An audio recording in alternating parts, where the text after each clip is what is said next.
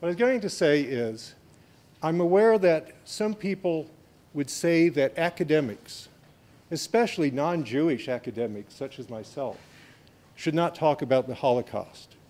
Because to talk about the Holocaust in an academic way somehow diminishes or trivializes what the Holocaust was. And I'm also aware that there's a specific objection that can be made against anyone focusing on Holocaust rescue, because that is a seemingly positive aspect, and that might somehow detract attention away from the horror that was the Holocaust. My rebuttal to the first objection, that I shouldn't even be talking about the Holocaust, I actually think that's a pretty good point. But I also think there are negative consequences for an academic to decide not to say anything about the Holocaust. And I realized this a couple of years ago when teaching my anthropology class at the University of Missouri. And I had hesitated about whether to bring up the Holocaust as an example of some aspect of human behavior. But I did, and I thought the discussion went very well. And then a student came up, and this was a very good student, who said, "So the Holocaust really did happen?" And I realized then that if I had decided, and I thought about deciding not to mention it, that has negative consequences too. Now, as far as the objection that the focus shouldn't be on Holocaust rescuers, okay, I would say that point really has a lot of merit. And in fact, one of the points of my talk tonight is to really call for more research to really determine whether or not Portrayals of Holocaust rescue, okay, really has the positive effects that it's often claimed to have that might offset the potentially negative effect of detracting away from the horror of the Holocaust. And you're probably all aware, but it's often claimed that by talking about Holocaust rescuers, the righteous among the nations, that might have the very important positive effect of actually influencing people to be less likely to take part in anything in the future like the Holocaust. The question I'm going to ask here is, what does evolutionary theory and its attempts to explain Holocaust rescue behavior say about whether or not Holocaust rescue portrayals really are going to have that effect or not? So that's where we'll end up the talk in about 45 minutes. I'm going to start the talk now with an example of what it is that we're talking about. That is a description of Holocaust rescue, in this case as portrayed in a book that was published in 1991. I refer to it as Jan Rybak's story. Jan Rybak was a non-Jewish Polish peasant living in Poland at a time where there was a law stipulating the death penalty for anyone who assisted Jews. The same punishment applied to the family members of those who defied this law. There are many cases on record where entire families of Poles were murdered, including infants, only because one of them had protected Jews. Poles who were eager to save Jews knew that by following their inclinations, they would be inviting the censure of their fellow citizens. On a summer night in 1942, there was a gentle tap at the Rybak's hut. There at the threshold, Jan saw a tired, disheveled man and a girl of 8 or so. Jan learned that the father and daughter had run away during the Nazi liquidation of a ghetto. Jan knew that there was a death sentence for harboring Jews, yet he consented to the man's request. The two stayed with the Rybaks until the end of the war for 19 months. Now, what I'm going to talk about in regards to such portrayals of Holocaust rescue is first why this behavior of Holocaust rescue is such an evolutionary puzzle to conventional evolutionary explanations of altruism. Then I'm going to describe why portrayals, that is, what is said about Holocaust rescue, is even a greater puzzle to conventional evolutionary theory. Then I will describe what seems to be the most plausible explanation of Holocaust rescue behavior based only upon conventional, currently accepted evolutionary principles. This is the Machiavellian intelligence explanation. Then I'll present an alternative evolutionary explanation in very brief form, since some of you heard it in longer form earlier today. And then I will talk about both the theoretical and practical implications of determining which of these evolutionary explanations better accounts for the actual behavior. First, the reason Holocaust rescue is an evolutionary puzzle is that it's a form of altruism, which is benefiting someone else, even at the cost to oneself. And evolution sees altruism as a puzzle and says it should only occur when somehow the altruism would be favored by natural selection. And conventional evolutionary theory only has 4 explanations of altruism, and only 3 of them are used. And these explanations are that evolutionary theory predicts altruism will only occur if it's toward a fellow group member. This is based, as you know, on group selection. And many evolutionists wouldn't even accept this explanation of altruism. Or evolutionary theory can explain altruism if it's towards very close kin, siblings, maybe nephews and nieces. Or if it's not really altruism, but reciprocal altruism, because it's really just something you do as a wise investment so that you end up making a profit because the other person pays you back, or someone else does in the case of indirect reciprocal altruism. Given that these are the only situations where most evolutionary theorists would expect altruism to occur, the criteria for awarding the title of righteous among the nations is a puzzle. In fact, it seems to be as if it was almost written with the purpose of saying, let's define a behavior that cannot be explained by current evolutionary explanations of altruism. Because to be considered for this title, there has to be clear empirical evidence that the altruistic act really took place, and it had to involve a non-person, non-Jewish, or non-person. A non-Jewish, that's interesting, I'll think about that one. A non-Jewish person who made a huge sacrifice, risking life, perhaps life of the family, in order to greatly benefit a Jew, and they had to have done it without exacting monetary or any kind of other reward. So this middle criteria effectively eliminates the possibility that this explanation can be explained by kin selection or group selection, because the altruism had to be given not only not to a close relative, but not even to a member of one's same group. And this last criteria is almost as if it was designed. We're not going to award the title to anyone who did it in order to be reciprocated, to rule out reciprocal altruism. And yet, believe it or not, this behavior actually occurred. Now, I work in an academic department in the United States in which all of the faculty members use evolution to explain human behavior. So when I explain what it is I'm studying, okay, you might think that I've dumbfounded my colleagues. Not the case. Okay? They immediately have an explanation for Holocaust rescue. Okay? For how the title of righteous among the nations is awarded to individuals who engage in behavior that's not explainable by conventional evolutionary theory, because such self-sacrificial altruism is the opposite of what natural selection would favor. The response is, no problem. Holocaust rescue was just so rare that it doesn't require any explanation.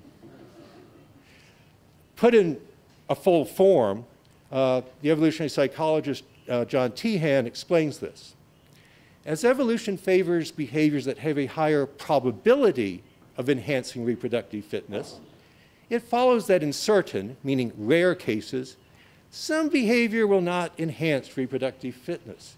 It is crucial to keep this lesson in mind because it helps to address a number of proposed counterexamples, such as sacrificing for a complete stranger with no expectation of reciprocation, that only appear to weaken the argument for an evolutionary account. Okay? So evolutionary theory does not have to explain this, and yet it doesn't weaken evolutionary theory. This is actually a difficult argument to evaluate.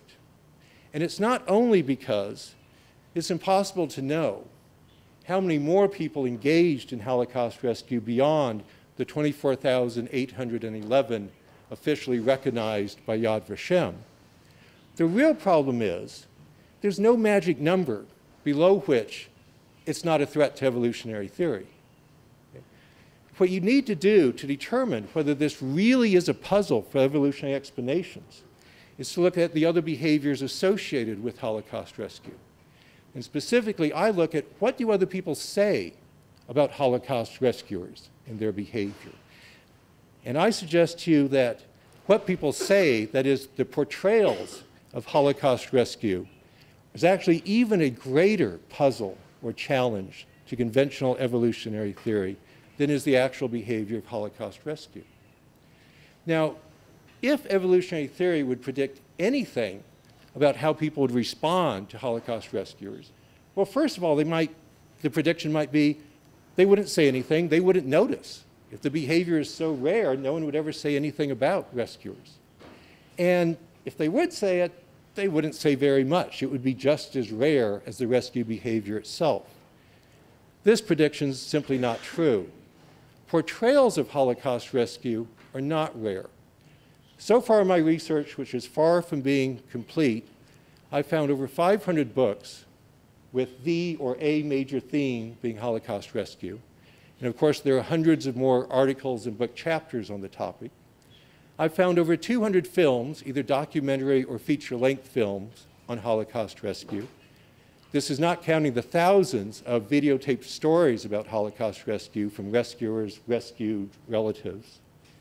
And I visited dozens of museums around the world, and in all but one of them, Holocaust rescuers form a major part, a major exhibit of a Holocaust museum. And the reason all these, yes? The books, the authorships and that, both, I do not know, I cannot tell you how much by Jews and how much by non-Jews. Okay, it's a very interesting question, and particularly when it looks at museums and who's kind of funded and been behind the museum, it's interesting how they change the portrayal slightly, perhaps. But all I can answer now is both. The reason there are so many here is because many more thousands, actually millions of people, are willing to invest the time and effort and money to experience these portrayals. Schindler's List has so far grossed over $300 million. So given that people do talk about Holocaust rescue, what would evolutionary theory, conventional evolutionary theory, predict they would say about this unfit, evolutionarily unfit behavior? Well, the most obvious prediction is that they would be critical of it. That would they say that's bad behavior because it's unfit. They might even find that whole notion of it disgusting because we've evolved to be disgusted by certain experiences that hurt our reproductive success. Or they might even make a joke about it, making fun of Holocaust rescuers. None of these predictions are true. In fact, it's just the opposite. Maybe the most consistent finding about Holocaust rescue portrayals, okay, is not that they are mocked and seen as naive individuals, which people should mark as a sucker because they don't know how to behave fit. Their actual response is just the opposite of what evolutionary theory would predict. The main finding is that portrayals of Holocaust rescue emphasize that these portrayals are important.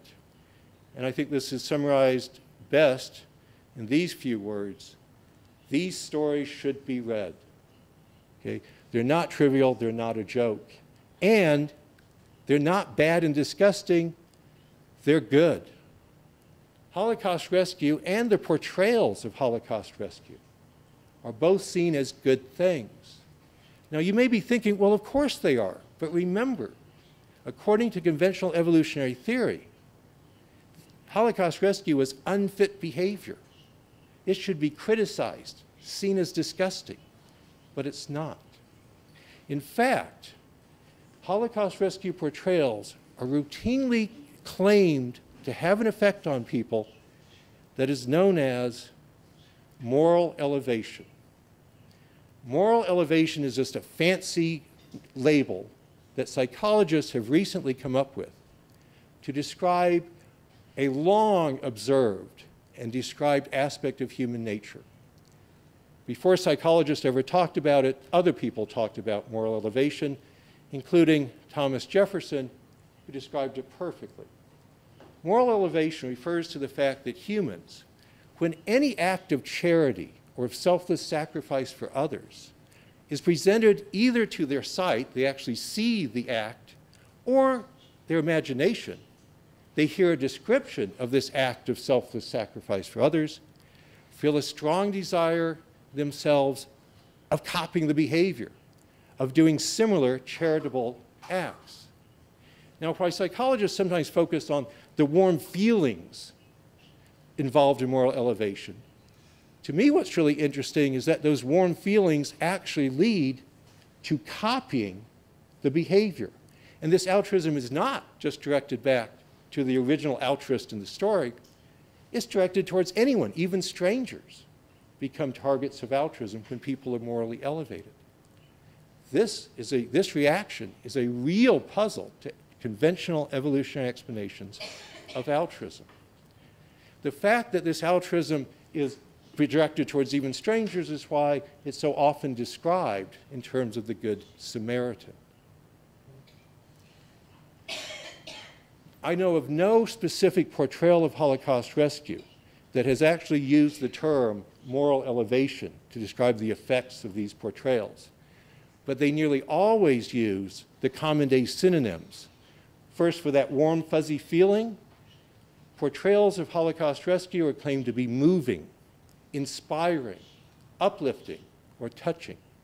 And even more importantly, portrayals of Holocaust rescue are described as leading to that copying of altruistic behavior. Holocaust rescuers elevate people to behave similar acts. They serve as a model, an educational model, a role model, an exemplar, or a shining example. To give some examples, these people, Holocaust rescuers, deserve to serve as an exemplar and an educational model. They're a source of hope, a role model, and an inspiration. Holocaust rescuers, their stories touch us and should serve as a model. So far in this, I like the quotes.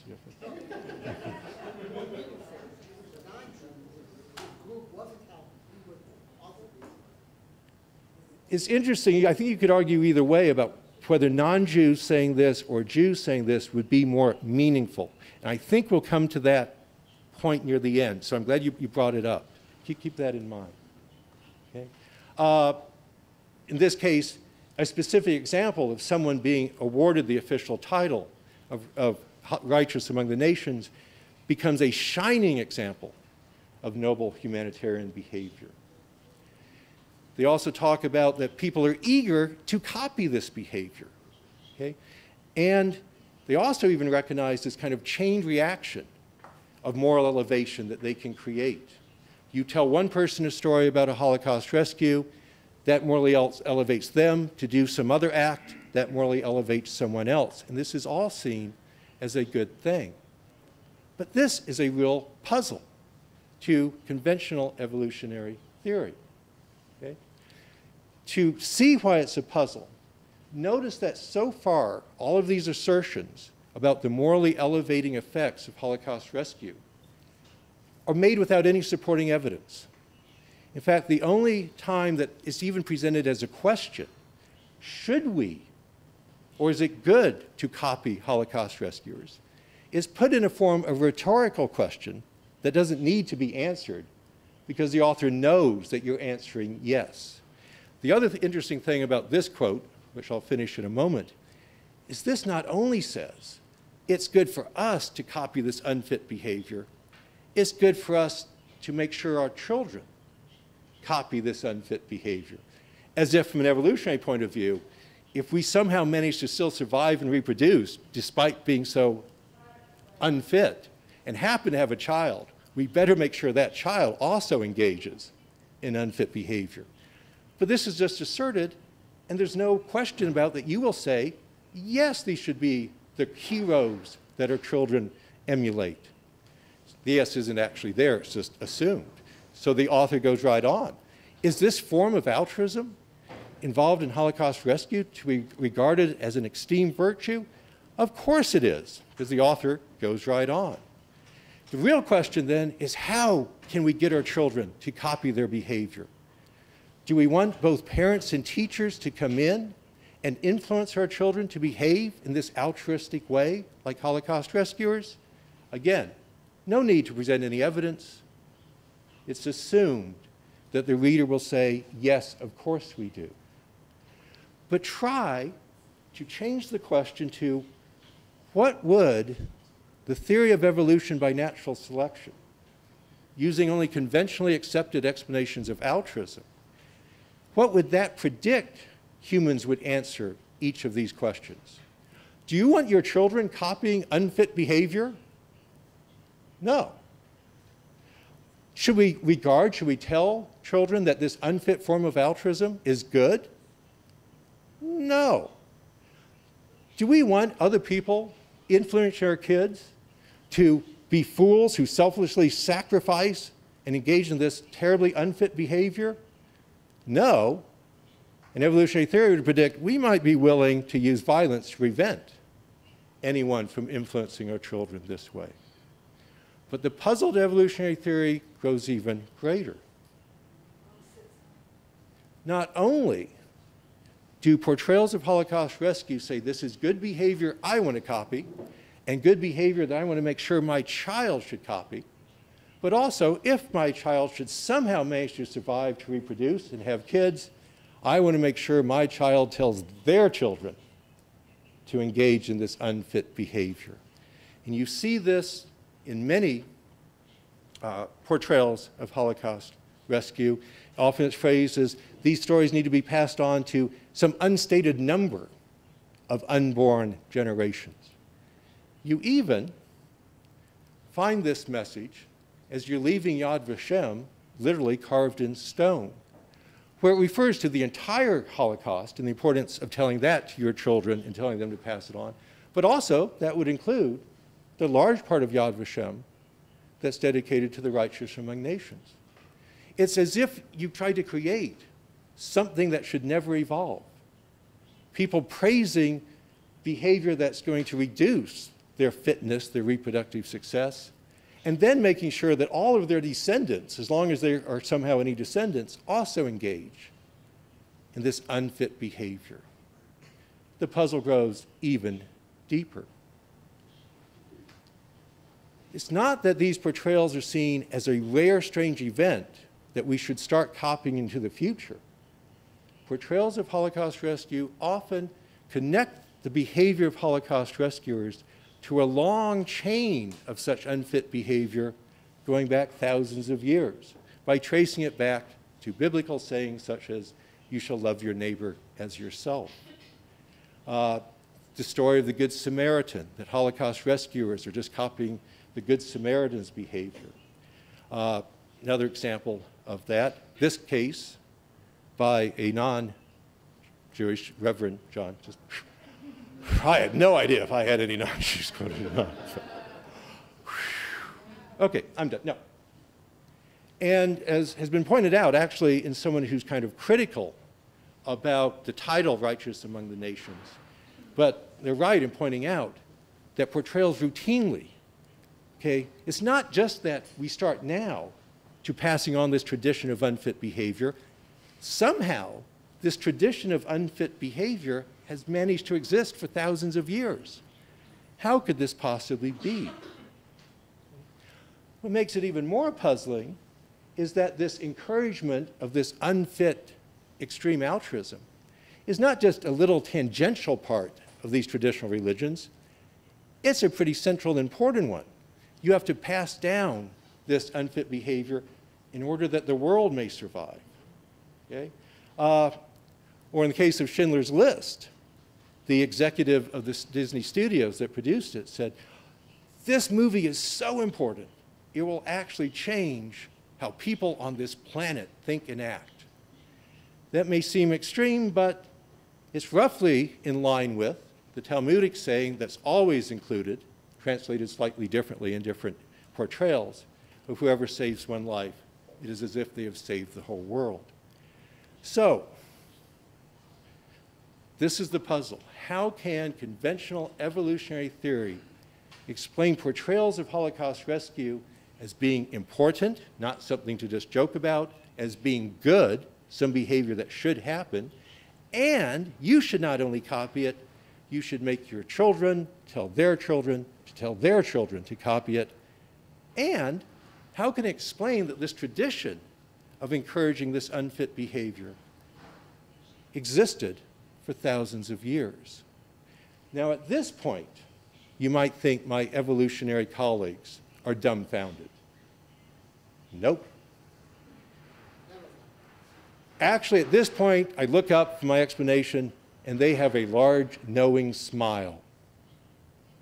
Because this actually fits into one of their favorite explanations of what makes humans distinct. A major view, and some of the talks have kind of touched on this today, about why we are the way we are, is that in humans, selection favored individuals who are very good at manipulating and even deceiving other individuals, their competitors. And so remember when it said, what's the biggest kind of obstacle in human evolution once you get the bow and arrow? It's other people. So selection favors those individuals who are really clever at deceiving others, to manipulate them so that they can be exploited. But as selection favors more clever exploiters, selection also favors individuals who are better at detecting deception and avoiding exploitation. As humans become better at detecting deception, selection favors being even better, more clever, more subtle in deceiving and manipulating others.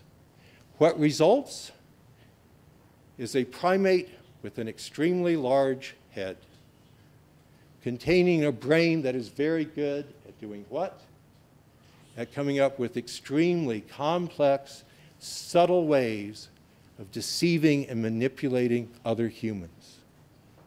They have a name for this explanation, named after this gentleman here. This is the Machiavellian intelligence explanation. How could this explain the portrayals of Holocaust rescue? Well, the Machiavellian intelligence explanation of portrayals of Holocaust rescue is based on this assumption. If individual reproductive benefit were the only source of human moral beliefs and cooperative behavior, which is what most evolutionists assume is true, then we would expect rhetorical affirmations of altruism to be largely uncoupled from genuinely sacrificial behavior. Translated a bit more clearly, it's all a lie. People don't walk as they talk. Specific form might take this. Well, what's been selected for, you see, is to tell other people, your competitors, rescuers are great. I'm going to copy their behavior, and I'm going to tell my children to act just like Holocaust rescuers. But then what do they actually do? They don't really copy the behavior of rescuers. What do they really tell their kids? Rescuers are stupid. Do not copy their behavior. But tell others that you will copy their behavior. Actually, some, indeed many, evolutionary psychologists would say that natural selection has even been far more Machiavellian than even Machiavelli. They would say that what's going to be selected for in order to deceive someone who's designed to detect deception is to actually believe what you're telling them. That is, what has evolved is self-deception. And this form of evolutionary Machiavellian intelligence holds that people really believe that they are morally elevated when they hear Jan Rubik's story. And they really believe that they would behave like rescuers.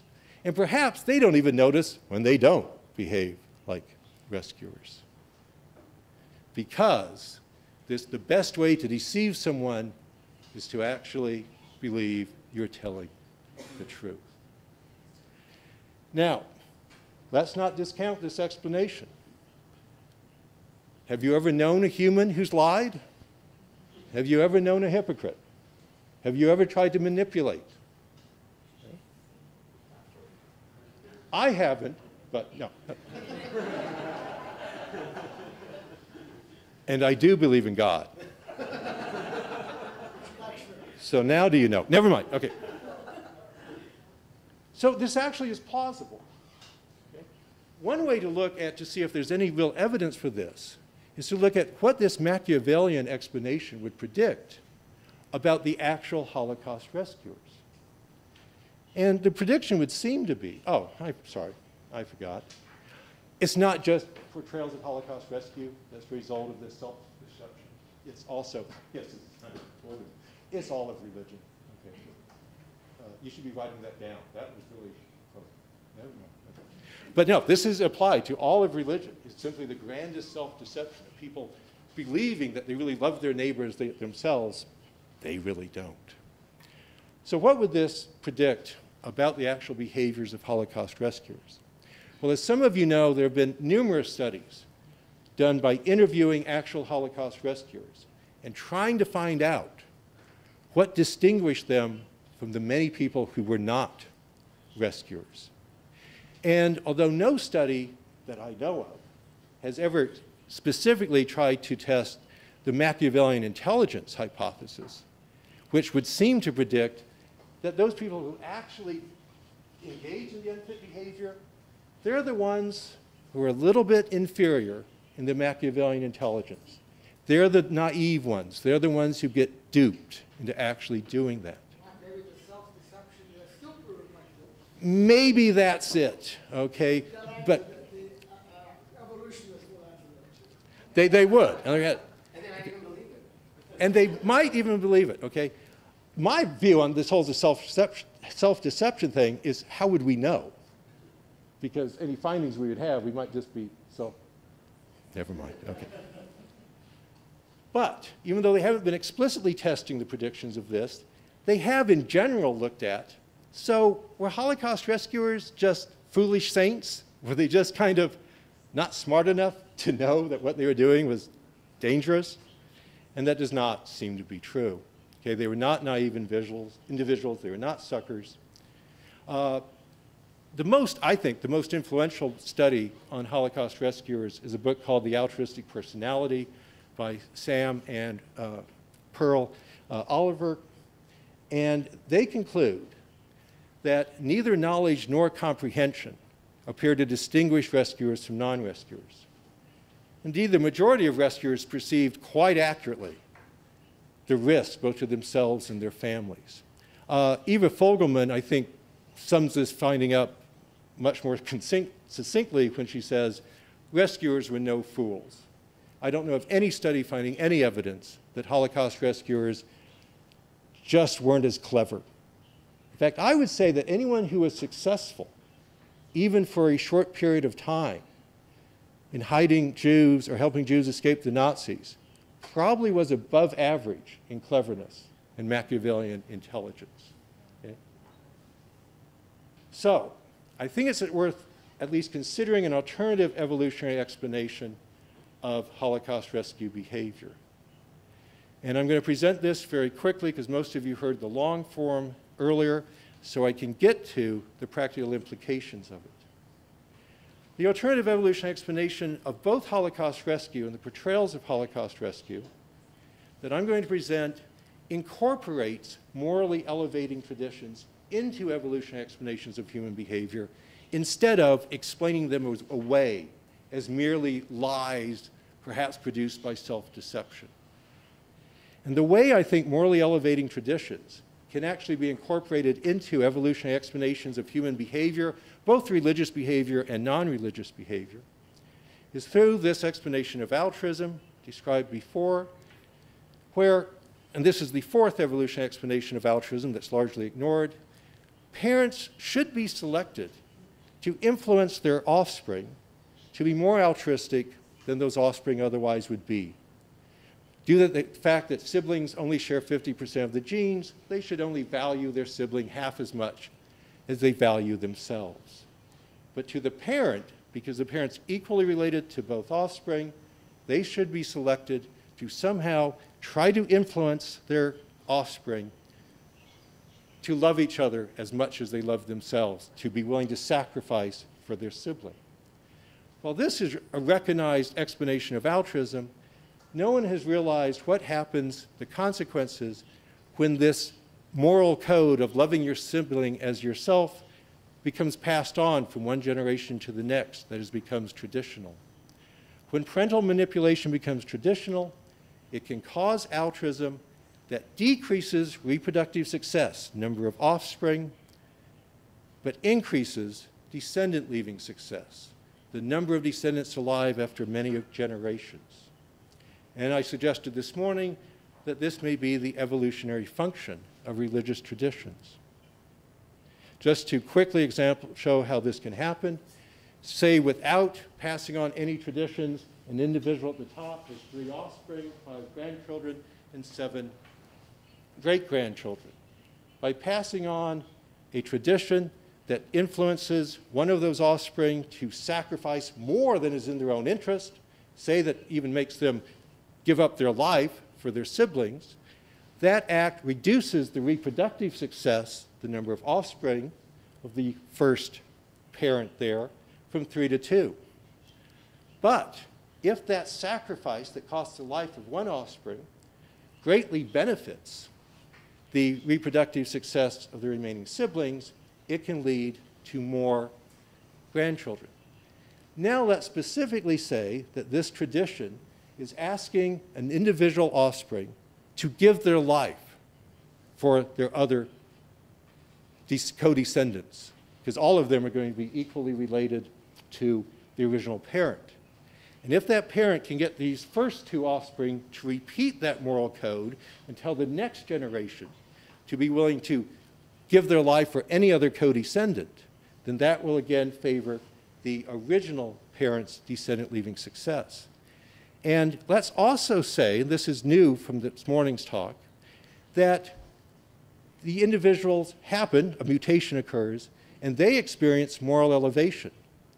And they hear the story of their, in this case, uncle, who is willing to die, to sacrifice their life, so that their 2 siblings could live. Am I morally elevating you to give your life to your... No. Okay, yeah. Okay, it's a try. It's hard. Okay. But this is why I suggest natural selection favored people who experience moral elevation, because it increased this ability, the effect of one person sacrificing, and how it could lead to the benefit of others. Because people, if they experience moral elevation, when they hear the story of one of these elevating people, they become more altruistic towards the co-descendants, and this leads to even more descendants the next time, even though another individual is influenced to do something like being a Holocaust rescuer. Now, notice that so far, I'm saying that this tradition only applies to co-descendants, people who are your kin, because you descended from a common ancestor. Okay? And what I suggest is, we find this moral code of loving your co-descendants universally in all traditional small-scale societies. As I said this morning, it's the axiom of kinship amity. You should be altruistic towards your kin. And the reason it's universal is because those humans over the past 70,000 years who didn't start this type of tradition didn't leave descendants long enough to show up for anthropologists to know about. So for tens of thousands of years, selection was favoring these traditions and moral elevation. To hear stories about how your ancestors sacrificed for their kin, and that morally elevates you to be more willing to sacrifice for your kin. Okay? Now, as you know, moral codes, in some parts of the world at least, have changed. And I suggest that what this change occurred because these traditions were so successful, human population grew from that bottleneck of 600 or whatever it was 70,000 years ago, to all of a sudden people was coming in contact with people with different traditions. And when this became so sustained that you could no longer just kill them, that people modified the traditions to love your neighbor, whether they're co-descendants or not. Okay? This is crucial to the explanation of Holocaust rescue, okay? Because it's an example of how an adaptation that was designed to promote cooperation with kin, or altruism towards kin, could be modified to produce altruism towards non-kin. And that's because, okay, the altruism was caused not by some genes, but by what was traditionally told from one parent to the next. All you have to do, at least one easy way to do it, is to all of a sudden come up with a new story. Oh, actually, your ancestors and my ancestors were brothers. This love your neighbor, this axiom of kinship amity applies to us. If you can say that effectively, you can change people from being unrelated enemies to some degree, act like kin. Now, does this always succeed? No. So just human history can be seen as this story of some attempts that are successful. I didn't mention this earlier, but maybe I'll mention it now. How many people think that all Jews are co-descendants of a common ancestor? Okay. Maybe that's true, but just maybe at some point back in the last 10,000 years, maybe before 2,000 years ago, there was some changing of stories and some people incorporating new people and saying, well, you're like co-descendants. And then that's so effective that after a few generations, people may not know. They look so different, they couldn't have become. So maybe this did happen, okay? Okay, so it can happen, okay? But it certainly doesn't always happen. So, my morally elevating tradition explanation of Holocaust rescue and portrayals of Holocaust rescue suggests Holocaust rescue and the moral elevation we experience when we hear, say, Jan Riebach's story is a result of natural selection favoring the parental encouragement, or if you prefer, parental manipulation, of altruism. First towards siblings, which probably went on for millions of years through human evolution, followed by tens of thousands, maybe 70,000, maybe 200,000 years of natural selection favoring traditions, encouraging altruism towards co-descendants. In some cases, these can include 80,000 cousins, followed by a few thousand years, maybe 2, maybe 10, of attempts to modify traditions to encourage people who are not co-descendants to love each other, be willing to sacrifice for each other as if they were, in fact, as if they were themselves related by one. Okay. Now, this is obviously very speculative. If you were to ask how many people agree with me, one. So, but at least maybe it's worth asking, does this generate predictions about those who actually were Holocaust rescuers that might be met better than the Machiavellian explanation? Okay? No study of Holocaust rescuers has ever been guided by this theory. In fact, I don't know of any study of Holocaust rescuers that's really been guided by a solid understanding of evolutionary theory. Okay? But certainly no one has had this in mind. Yet, the Alleners in The Altruistic Personality, without any knowledge of this theory I've just presented, conclude And this first part's important. Although no one developmental course inevitably produces a rescuer, we can provide a composite portrait from the significant differences that distinguish rescuers from non-rescuers.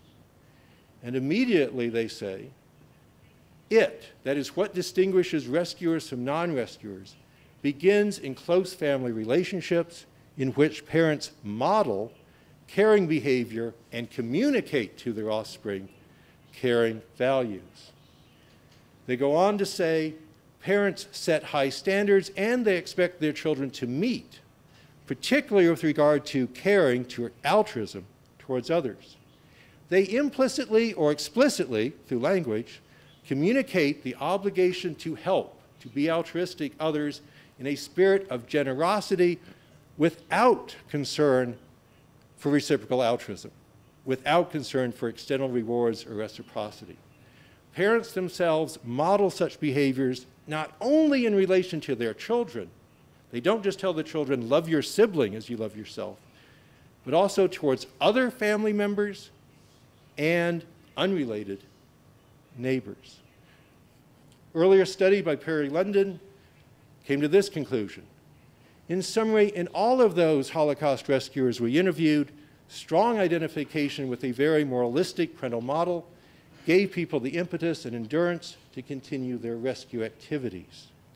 Eva Fogelman, after interviewing many dozens of Holocaust rescuers, wrote, I began after a while to just wait for the recital of an altruistic parent or beloved caretaker who served as a role model for altruistic behavior. Now, while hopefully you're trying to make up your mind about these and other explanations of Holocaust rescuers, I want to conclude by discussing both the theoretical and practical implications as to which of these two alternative evolutionary explanations might be correct. At the theoretical level, these two explanations provide fundamentally different answers to the question, what have humans evolved to be? Have we evolved to be Machiavellian manipulators? Or have we evolved to manipulate our offspring into being altruistic, but also to be manipulated by the traditions, particularly the traditional stories passed down to us from our ancestors? Now, I personally don't find either of these two answers very flattering. This is not how I like to think of myself. But I can't self-delude myself. But, okay, there. So I'm not sure that one of them is better or good news, but they have very specific, different practical implications. If the Machiavellian intelligence hypothesis is correct, and all of the talk about the importance of Holocaust rescuers as role models is only part of an elaborate deception to manipulate our reproductive competitors, then experiencing portrayals of Holocaust rescues not likely to have the effects they're claimed to have. It's not likely to make individuals more altruistic, nor less likely to engage in future acts of genocide. But if the morally elevating tradition hypothesis is correct, and we have evolved to be morally elevated by traditional portrayals of moral exemplars who selflessly sacrificed for others, then there's really every reason to expect that portrayals of Holocaust rescuers may indeed influence people to be more altruistic towards other people, including people of different social categories, and perhaps even less likely to participate or just stand by in future genocides. I think the existing evidence makes the morally elevating tradition hypothesis at least plausible enough to warrant future research on exactly what kinds of portrayals are the most morally elevating. And I think specifically research needs to focus on how do you go about morally elevating individuals to be altruistic towards members of social categories, religions, ethnic groups, whatever, with whom they are currently in conflict. And this is the goal of my future research. Thank you.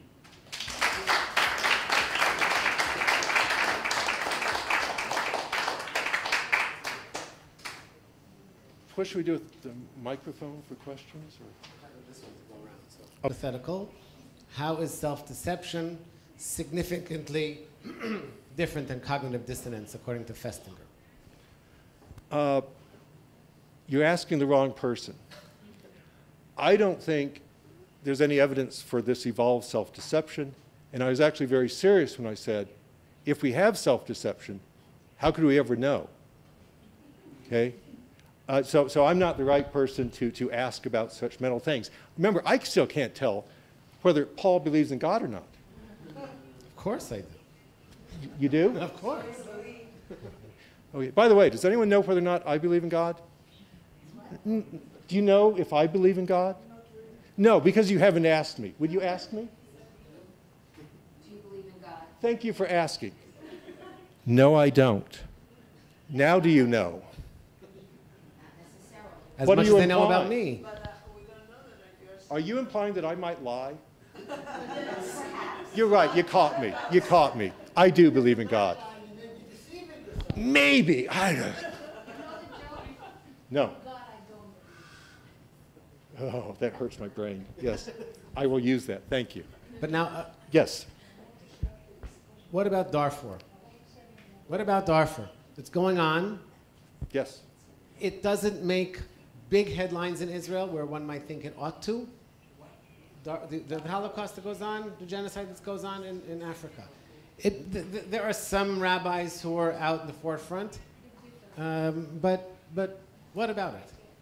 Why, if you say it's going to perhaps decrease, if moral elevation will decrease the potential of future genocides, what about current genocides? I would say that if you wanted to influence people to be willing to take action, to sacrifice, say, to try to stop the Holocaust somewhere else, or to stop engaging in a Holocaust that they're engaged in, we don't have all that many powerful tools to work with. I think moral elevation is one of our most powerful tools. So if you're asking, well, do you think you can just go in there and tell them stories of Holocaust rescuers and it will stop? No. But maybe finding really effective, poignant, morally elevating stories might influence a few people to maybe take steps to stop it or maybe to stop doing it.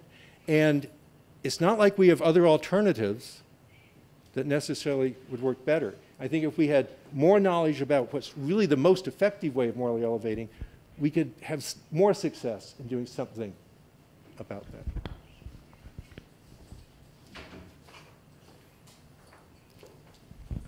First of all, thank you. I just think it's brilliant. I'm biased, but I think it's brilliant. I believe you. Well, You're not trying to manipulate me. You should.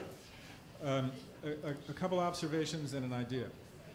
I was reminded when you were talking about Hemingway's most popular novel, For Whom the Bells Toll. It's a story of altruistic rescue. Powerful. The second thing is a question, which is how many Holocaust rescuers are still alive that could be interviewed? And also, do we have in Oliner's work and the others' work enough of a narrative in their interviews about their early history? Because there is an empirical tool you could use, which would be the adult attachment inventory. And that would be one way of looking at the ones who are still alive and interviewing them, and also if one could tell or rate the narratives from the interviews, because that's a predictor of powerful, secure attachment, caregiving, and a secure attachment would be a potential empirical way of investigating this. Thank you. Okay, very good question. I don't know the exact number of righteous among the nations that are still alive. It's obviously small and getting smaller by the moment. The other thing is, most Holocaust rescuers that have been identified who are willing or want to be interviewed have been interviewed. Okay? That's one reason I didn't even want to go there is I didn't want to impinge on their lives to do that if I didn't have to evaluate this. as far as that particular empirical tool, I don't know if that specific inventory has been used, but many of these studies have used the best social psychology or psychological tools at the time. Fortunately for me, they just happen to be looking at many of the same variables that my theory predicts, even though they have no idea about the evolutionary underpinnings. So they looked at the recognized ways of evaluating parental influence, attachment, etc. So some of those theories are outdated and would be better if new ones maybe was used. I don't know if that's really possible. I've been thinking more that what might be more plausible is to come up with some specific hypotheses to test interviewing the descendants of Holocaust rescuers, because they're descendants of individuals who behaved in an unfit way. And I would predict they're not ashamed of their parents, but just the opposite.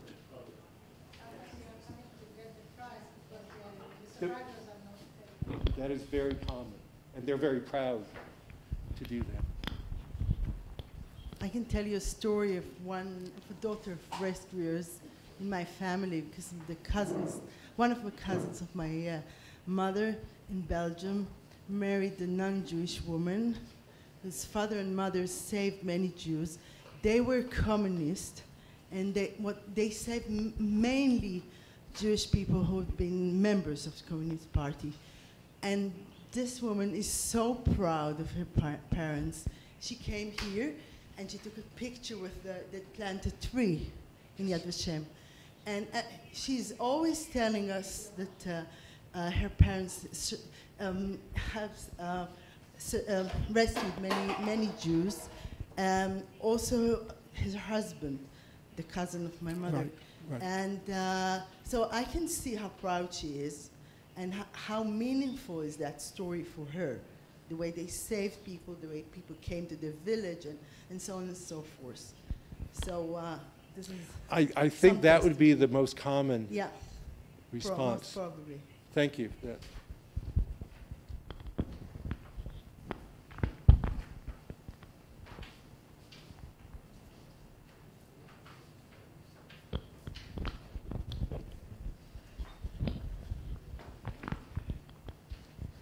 You spoke about the increased idea that really all people are now descendants. The idea that everyone is created in the image of God. It doesn't matter which group. Do you think that this gets support from the idea that, well, everyone is in favor, say, save the whales, but I never heard of anybody who's willing to risk his life to save a whale or a non-human being? That would be considered stupid by everybody, and nevertheless, for other human beings, they have this, people do this. What do you think of that? I actually disagree with you about that. I think if what you said was true, it would be easy to explain. Okay, we care more about humans than whales or seals. I do my fieldwork in Newfoundland, Canada, where the people were seal clubbers, the little white baby seals. People in Greenpeace risked their lives to go throw themselves to cover the baby seals. And while some people, such as the Newfoundlanders, thought they were stupid, they were very morally elevating to many kind of wealthy Americans. Okay, so to me the real puzzle is, and I don't really have an answer to this, is why it may actually be easier to provoke altruism towards a cute little stray cat or dog than it is towards a human. I've got some ideas on that, but they're not very good. So that's not a very good answer, but yes.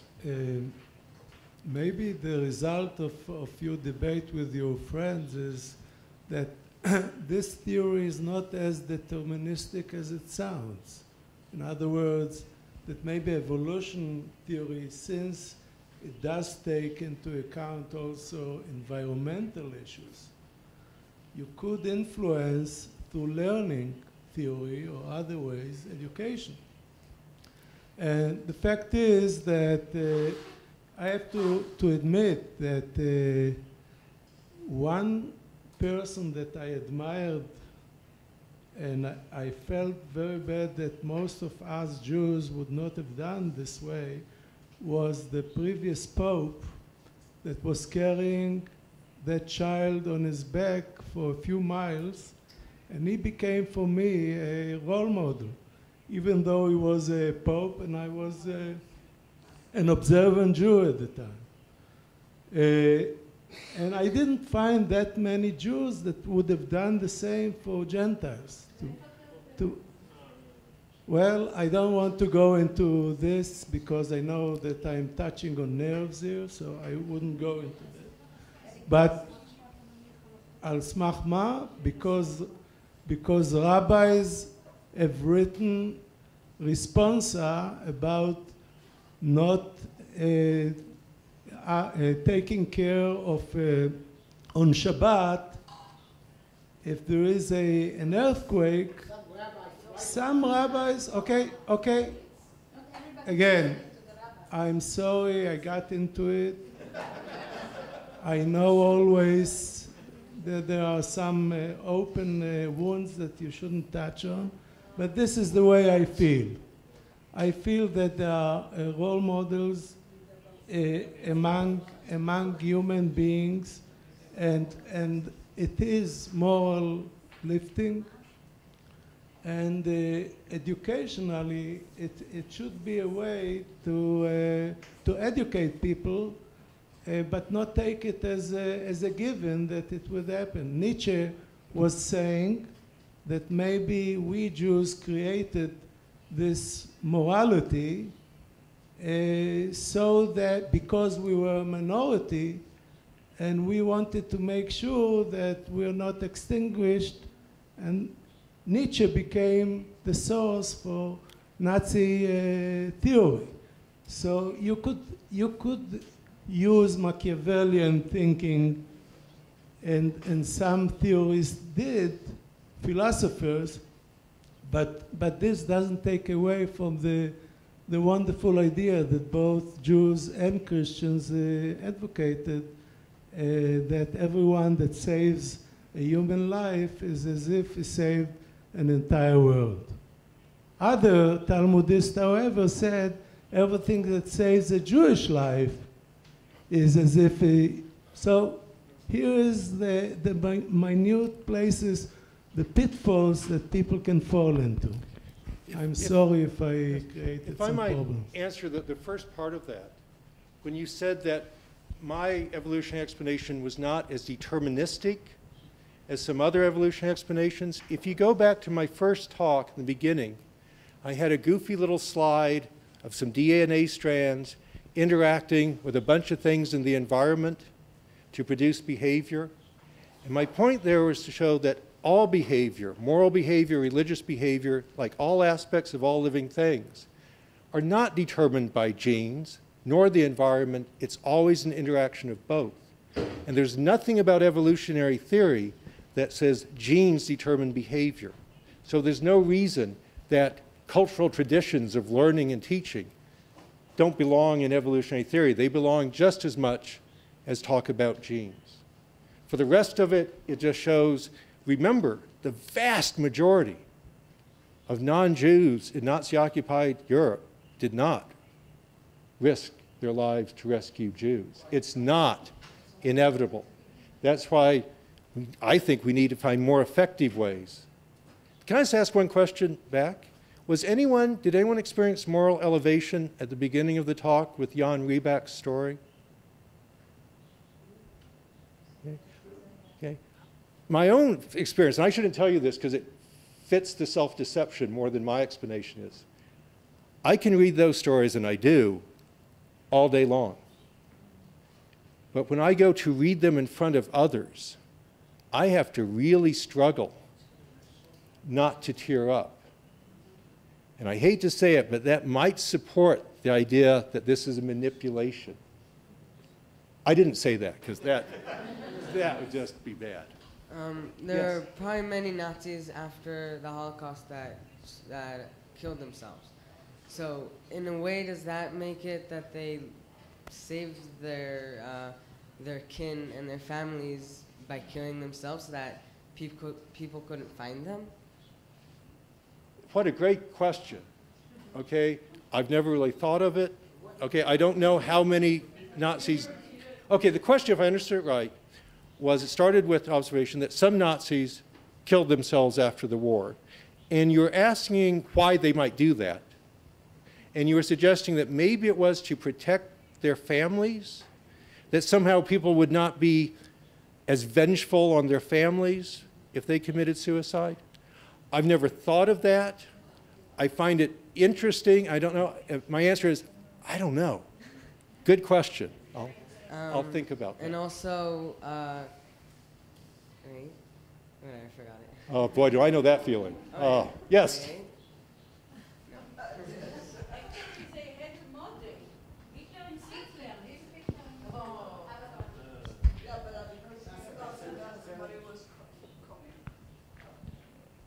Okay. Okay.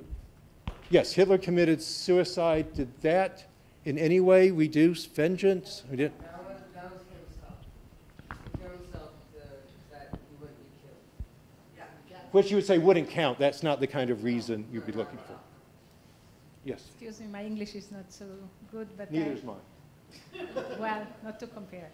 But when I was a child, we had a class, and the teacher was saying, you know, when you see somebody who is holding out his hands for charity, don't ask why. You should give. One of the reasons also, because you are happy that you are not in his place. And that's why you should give. That's why you should give. So I'm thinking if these people, even not consciously, did this thing because they were happy that they are not in the place of the yeah. I know what you mean. It's just a thought when you were talking. Yeah. But what they did is, if they're so happy not to being killed by the Nazis, why do they decide to do something that's likely to get them killed by the Nazis? They wanted to be heroes. They wanted to be different than their neighbors. They might have been in good terms with these Jews before. In some cases, that was true. So many questions that, you know. And that's true in some cases. Maybe they were also, it's possible also that they were putting themselves in the Jew position and thinking, I would have wanted help if I was in that position. In that way, helping themselves through helping. I would just say if it was that obvious as to why rescuers did that, why didn't everybody rescue?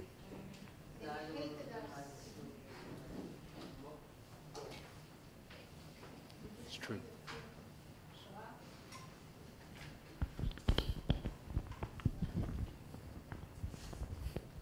What a nice example of human cooperation there. That was just magnificent.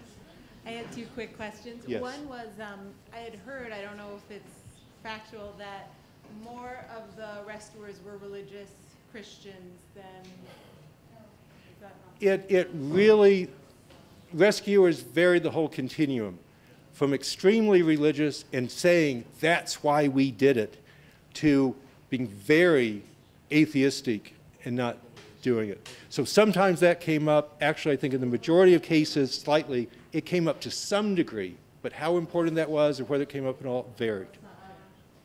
Good. And Yes? Sorry. Oh, I'm sorry. I'm sorry, my second. Yes. To know if you go into the Hashem site, in this business, young and old, women, men, religious, non-religious, very educated, very not educated, town people, village people, the whole thing. And so it's good to, it's very easy to find, to deal with all these statistics. Yes. And the other thing I was thinking about during your presentation, which of a case study to look into, which doesn't actually Yes. fit all the criteria that Sure. you mentioned at the end, was just a country here where there's a universal draft in Yes. terms of the parents shipping their kids off Yes. and it being a very, almost not exactly a happy occasion in the family, but something that parents are proud to do here. I know I grew up in the States and I moved here, and you know. You notice I mean, maybe other people have shared the experience from the time your child's born, you're already crying and thinking about that stage in their life. But it's something that parents consciously have to do. Yes. All the time here. I didn't know. It's a sacrifice. That you ever looked at in terms of different draft systems and how it's portrayed in the culture. I've never looked at that specifically, but in general, okay. Can I say this real quickly? How many people think moral elevation is good? Okay. If you were to ask me, what specific, thank you for comments. If you'd ask me, what was the specific benefit of morally elevating people to be willing to sacrifice for other people? When did that most often come into play in our evolutionary history? When did it really pay off to be willing to die for your co-descendants? Probably, I think this was the mechanism that you were talking about many times, is it occurred when cooperation was needed. In other words, people cooperated with one another in economic transactions. But when was the need so great that people, it really benefited if you were willing to get killed in order for others to live? Moral elevation is probably an adaptation to promote effective warfare. Moral elevation was probably selected to have the function of getting, particularly males, to be willing to die in warfare for the co-descendants. One of the reasons I think Holocaust rescuers are such an effective example in the terms of the consequences I personally would like to see is they sacrifice for others without the goal of killing. Sometimes they want to kill most, but the actual sacrifice was not to kill someone or risk your life trying to do that, but it's only to save someone. So it's another example, although what was originally selected for was one specific thing, be willing to die in warfare. We can modify that morally elevating tendency to get people to be willing to sacrifice for others for other reasons. You don't have to have enemies you're trying to kill in order to be willing to sacrifice your life for others.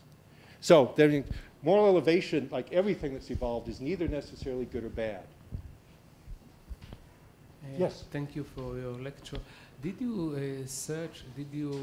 inquire the question that many people wanted to oppose the bad invader because the Nazis were invaders, they were occupiers, and some of the, many of the, in the occupied countries saw that they are bad. Not the majority, but many minorities saw that the Nazis were bad.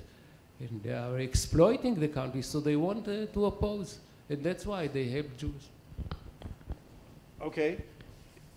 Yes. One of the motivations, sometimes, not that often, but sometimes reported by rescuers, is I just wanted to do anything to stand up to the Nazis. Okay? That still, A, it wasn't always reported, and B, it doesn't explain why they chose that way of saving others to do it, okay? And I was going to say something else. I know that feeling. Oh, and also, many people many non-Jews who did not like the Nazis and saw them as invaders and would like to do something, didn't.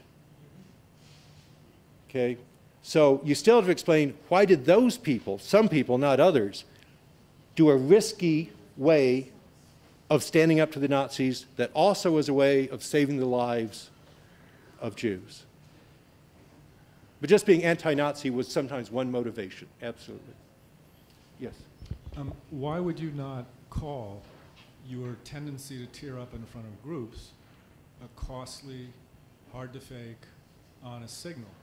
When you do this research, you have to steel yourself in reading all these stories, but when you get up in front of a group, it is very hard to talk about the stories, but you don't have to talk about them when you're doing your research, but you talk about them. Why would you not call that a costly, hard to fake, honest signal? I don't think you're deceiving, self-deceiving or deceiving. I'm trying to think of ways to test that.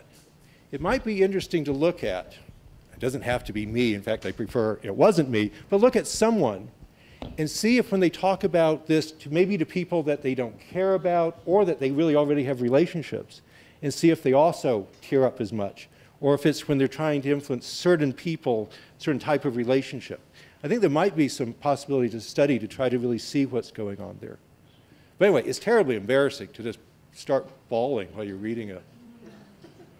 Two things. First of all, we could probably go on all evening. Thank you.